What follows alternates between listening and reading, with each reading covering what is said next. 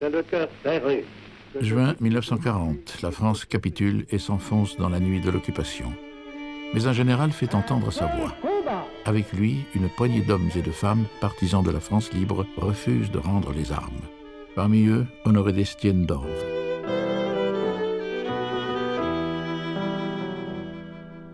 « 1910. Bientôt la Grande Guerre et déjà Honoré d'Estienne d'Orves se prépare au combat.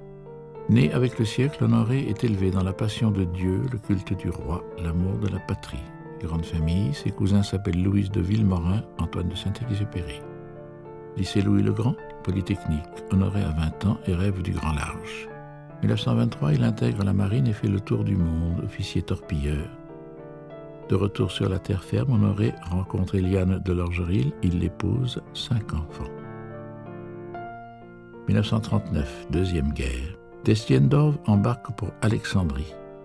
Mais déjà c'est l'armistice. Il écrit à son amiral « Vous devinez mes sentiments, je ne peux concevoir l'asservissement de la France.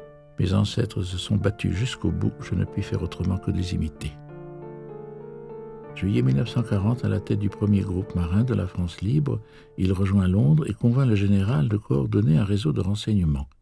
Code Nemrod. Le 21 décembre 1940, Honoré traverse la Manche sur un bateau de pêche, débarque à Plogoff, parcourt la Bretagne, organise, recrute, se rend à Paris. Clandestin. Trahi et dénoncé par son télégraphiste, d'Estienne est arrêté par la Gestapo à Nantes le 21 janvier 1941. Tout son réseau est démantelé, cachot, procès. Le 29 août, à l'aube, avec 2 de ses compagnons, le comte Honoré d'Estienne d'Orves, assis sur son cercueil, quitte la prison de Fresnes pour le Mont Valérien. Il s'approche du magistrat qui l'a condamné. « Vous êtes officier allemand, je suis officier français. Nous avons fait tous les deux notre devoir, permettez-moi de vous embrasser. » Peloton d'exécution, sans peur et sans reproche, d'Estienne tombe les yeux ouverts et les mains déliées.